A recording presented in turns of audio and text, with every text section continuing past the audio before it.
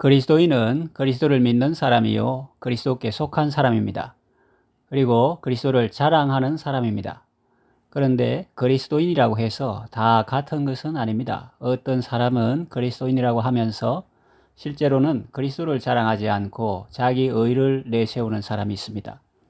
본문에도 보면 할례를 중히 여기는 사람이 있습니다. 그들은 육체의 모양을 내려 하는 자들입니다. 할례를 받지 않으면 유대주의자들로부터 박해받을 수 있기 때문입니다. 그들은 사람이 만든 형식이나 규례를 중요하게 생각합니다. 예수를 믿어도 조상들의 규례는 지켜야 하고 할례는 받아야 한다고 말합니다. 예수님을 믿는 것만으로는 부족하고 율법도 지켜야 한다고 주장합니다. 거기에 대해서는 사도행전 15장에 잘 나와 있습니다. 어떤 사람들이 사도들이 시킨 것도 아닌데 스스로 나가서 자기들의 생각하는 바를 사람들에게 가르쳤습니다. 그들은 사람들이 구원받으려면 예수님을 믿는 것만으로는 부족하고 모세의 율법도 지켜야 한다고 했습니다. 그래서 교회 안에 큰 혼란이 생겼습니다. 그 일 때문에 교회 지도자들이 모였습니다. 이것이 바로 교회 역사상 유명한 예루살렘 공의회입니다. 사도들은 성령 안에서 기도하고 토론했습니다. 그리고 유대인이나 이방인이나 다 주 예수의 은혜로 구원받고 믿음으로 구원받는다 하는 사실을 확인했습니다. 그리고 결의했습니다. 그 내용은 이방인 성도들에게 4가지 요긴한 것들 외에는 아무 짐도 그들에게 지우지 않는다는 것이었습니다. 4가지 요긴한 것은 우상의 제물과 피와 목매어 죽인 것과 음행을 멀리하는 것입니다. 그리고 그 공문을 이방인 교회에 전달했습니다.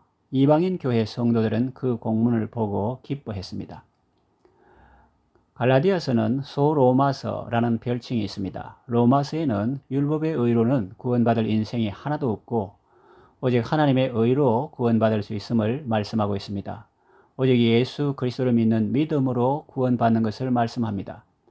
그리고 이 갈라디아서도 오직 예수 그리스도의 십자가로만 구원받을 수 있음을 말씀합니다. 그런데 당시 갈라디아 교회에는 율법주의로 회귀하려는 경향이 있었습니다. 그렇게 된 데에는 아마 유대인 성도들의 영향이 컸을 것입니다. 오늘날 교회 안에도 이런 경향이 있을 수 있습니다. 조상적부터 예수를 믿고 오랫동안 신앙생활을 해온 사람 중에는 믿음으로 구원받는다 하는 교리를 좀 못마땅하게 생각하는 경향이 있습니다. 나는 우상 숭배도 안 하고 미신도 안 섬기고 술도 안 마시고 담배도 안 피우고 주일도 거룩하게 지키는 사람이야. 저 사람은 어제 회심하고 예수님을 영접한 사람이야. 그런데 저 사람하고 나하고 어떻게 같을 수 있어?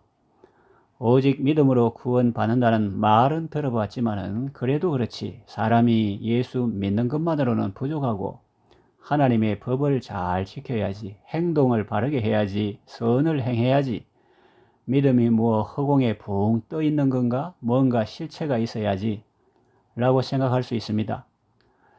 성경을 통해서 믿음으로 의롭게 된다는 말씀도 있고 또 교회에서 이신칭의 교리도 들었지만 이 사람은 삶으로는 그 가르침을 부인합니다.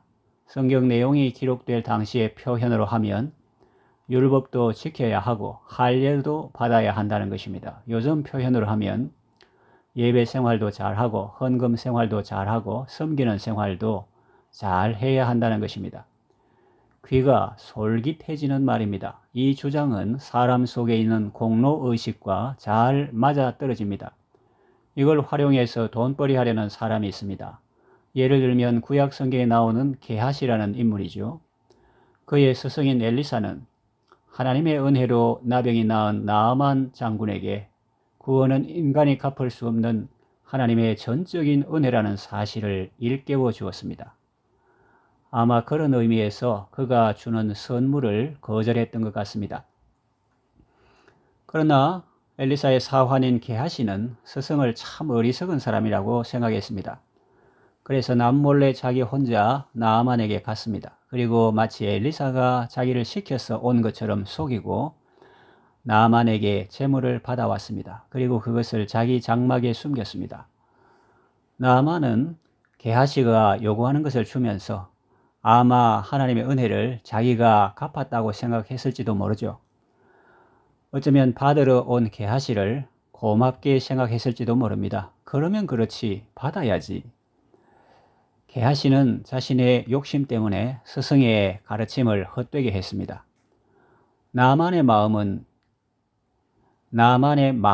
기분 좋게 해 주었을지 모르지만 그의 영혼이 건강하게 자랄 수 있도록 도와주지는 못했습니다. 그러다가 자신이 나병이 들게 되었죠. 그러고 보면 이 공로의식은 사람들에게 마치 마약과 같은 것이라고 볼 수 있습니다. 이걸 활용해서 게하시처럼 자기 이득을 챙기는 사람도 있고, 또 여기에 속아서 헛된 것을 붙잡고 나는 구원받았다 하고 안심하는 사람도 있습니다.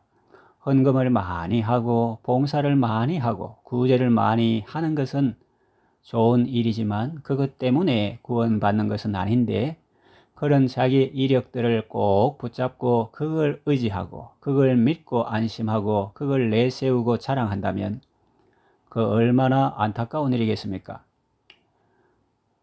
나를 구원할 든든한 밧줄이라 생각했는데 결정적인 순간에 펴보니 밧줄이 아니라 작은 새끼줄에 불과한다면 얼마나 허탈하고 실망이 크겠습니까? 많은 사람이 이 교리에 미혹되었습니다. 갈라디아서를 기록할 당시에도 그랬고 지금도 교회 안에 그런 사상이 있습니다. 예배 생활 잘하고 헌금 생활 잘하고 섬기는 생활 잘하는 것은 좋은 일입니다. 그러나 그것 때문에 구원받는다고 생각하는 것은 잘못입니다. 그것은 구원의 조건이 될 수 없습니다. 우리가 구원받는 조건은 오직 주 예수 그리스도를 믿는 믿음입니다. 천국은 돈이나 공로나 자격으로 갈 수 있는 곳이 아닙니다. 오직 주 예수 그리스도를 믿는 믿음으로 가는 나라입니다. 예배 생활, 헌금 생활, 섬기는 생활은 구원받은 결과로 나타나는 삶의 모습입니다. 진실로 구원받는 사람에게서 반드시 그런 모습이 나타납니다. 왜냐하면 예수님은 그 열매로 그 나무를 안다고 말씀하셨기 때문입니다. 참된 구원이라는 나무에서는 반드시 그런 열매들이 맺힙니다. 그러나 그것은 구원받은 결과이지 구원받는 조건은 아니라는 말입니다. 그것 때문에 우리가 구원받는다고 하면 그리스도의 십자가가 왜 필요하겠습니까?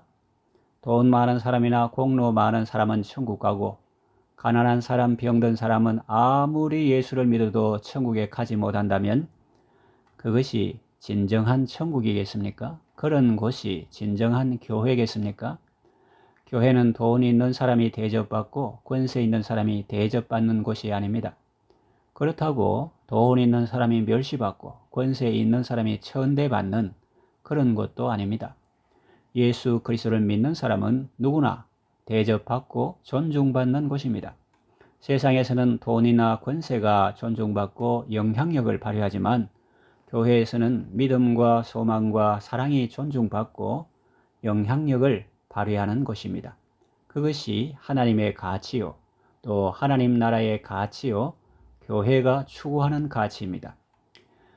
대림절 기간입니다. 성탄절이 다가오고 있습니다. 사도 바울은 예수 그리스도를 자랑합니다. 내게는 우리 주 예수 그리스도의 십자가 외에는 결코 자랑할 것이 없다고 단언합니다. 우리에게도 그렇지 않습니까? 우리가 예수님 외에 자랑할 것이 뭐가 있겠습니까? 자, 그렇다면 우리가 예수님을 자랑하는 그 내용은 무엇일까요? 우리가 자랑할 예수님은 우리에게 어떤 분이십니까? 우리를 위해 어떤 일을 하셨습니까? 첫째로 나를 구원하기 위해 대신 죽으셨습니다. 우리 교회가 개척하고 예배실을 임대해서 사용할 때 어떤 분이 우리가 부담해야 할 임대료를 2년간 대신 부담해 주셨습니다. 이 얼마나 고마운 일입니까? 지금도 그 일을 생각하면 감사한 마음이 가득합니다. 그런데 예수 그리스도는 나를 구원하기 위해서 십자가에 달려 대신 죽기까지 하셨습니다. 그러니 이것은 전자와는 비교도 할 수 없을 정도로 고맙고 감사한 일입니다. 세상에 어느 누가 죄인인 나를 대신하여 죽는다는 말입니까? 우리가 의인도 아니고 선인도 아니고 죄인이었을 때였는데 말입니다. 그렇게 하나님의 전적인 은혜로 구원받았는데 세월이 지나니 그 사실이 희미해져서 자기가 잘나서 구원받은 줄로 생각한다면 그 얼마나 배은망덕하고 어리석은 생각입니까? 사도 바울의 말을 들어보십시오. 내게는 우리 주 예수 그리스도의 십자가 외에 결코 자랑할 것이 없다. 이어지는 에베소서 말씀에서 밝히 말씀합니다. 에베소서 2장 8절 9절 너희는 그 은혜에 의하여 믿음으로 말미암아 구원을 받았으니 이것은 너희에게서 난 것이 아니요 하나님의 선물이라. 행위에서 난 것이 아니니 이는 누구든지 자랑하지 못하게 함이라 라고 말씀합니다. 그렇습니다. 구원은 전적인 하나님의 은혜요 또 하나님의 선물입니다. 죄인인 나를 구원하기 위해 독생자 예수님을 보내주신 하나님의 사랑과 나를 구원하기 위해서 내가 받아야 할 형벌을 대신 받으시고 죄값을 다 지불하신 예수님의 은혜를 늘 기억하시고 감사하며 예수님을 자랑하고 예수님을 찬양하는 아름다운 삶을 사시기 바랍니다. 둘째로, 나를 구원하기 위해 다시 살아나셨습니다. 예수님의 사랑은 우리를 위해서 대신 죽는 데서 끝나지 않았습니다. 죄수가 특별 사면을 받아 사회에 나오는 것도 중요하지만 그 사회에서 앞으로 잘 살아나가는 것도 중요합니다. 예수님은 우리의 죽음 문제를 해결하기 위해서 대신 죽임 당하셨고 우리의 삶의 문제를 해결하기 위해서 다시 살아나셨습니다. 그래서 이제는 죽은 자가 아니라 산 자로서 영원토록 우리와 함께 하시며 우리를 도와주십니다. 하늘과 땅의 모든 권세를 가지시고 우리가 세상 사는 모든 날 동안 우리와 함께 하시며 우리를 도와주십니다. 성령으로 우리 안에 거하시며 우리와 동행하십니다. 이 얼마나 기쁘고 감사한 일입니까? 이 놀라우신 분을 자랑하지 않고 우리가 무엇을 자랑하겠습니까? 이 고마우신 분에게 우리가 감사하지 않고 누구에게 감사하겠습니까? 이 지혜로우신 분을 의지하지 않고 우리가 누구를 의지하겠습니까? 예수님은 우리 삶의 모든 순간마다 우리와 함께 하시며 우리를 도와주십니다. 그러니 여러분, 날마다 숨 쉬는 순간마다 이 예수님을 의지하고 예수님을 자랑하는 삶을 사시기 바랍니다. 셋째로, 나를 구원하기 위해 이 땅에 다시 오십니다. 예수님이 이 땅에 오심으로 하나님의 나라는 이미 우리에게 임했지만 아직 온전히 이루어진 것은 아닙니다. 이 땅에는 아직 예수님을 모르는 사람도 있습니다. 전쟁이 있고 기근이 있고 지진이 있습니다. 고통이 있고 아픔이 있고 눈물이 있습니다. 예수님이 다시 오시면 하나님의 나라는 온전히 이루어집니다. 악인들은 심판을 받아 멸망하고 의인들은 예수님의 칭찬을 받고 상급을 받습니다. 예수님이 성도들의 눈물을 다 씻어 주십니다. 애통하는 것이나 곡하는 것이나 아픈 것은 더 이상 없습니다. 이런 찬송 가사가 있죠. 우리 주의 영화로운 천년왕국 이를 때 그곳에는 죄와 고통, 사망 없어지겠네. 화평함과 인애로서 세상 다스리시려 우리 주님 세상 다시 오시네. 우리 주님 세상 다시 오시네. 할렐루야. 주님 다시 오시네. 악한 마귀 결박하고 세상 다스리시려 우리 주님 세상 다시 오시네. 그때 모든 성도들의 기도는 응답될 것입니다. 하나님은 모든 문제를 근본적으로 해결해 주십니다. 예수님은 나를 구원하기 위해 이 땅에 다시 오십니다. 우리를 구원하기 위해 이 땅에 다시 오십니다. 이 얼마나 감사한 일입니까? 지금 이 땅에는 여전히 죄와 슬픔과 고통이 있지만 재림의 소망 가운데 감사하며 승리하는 삶을 사시기 바랍니다. 말씀을 정리하며 맺으려고 합니다.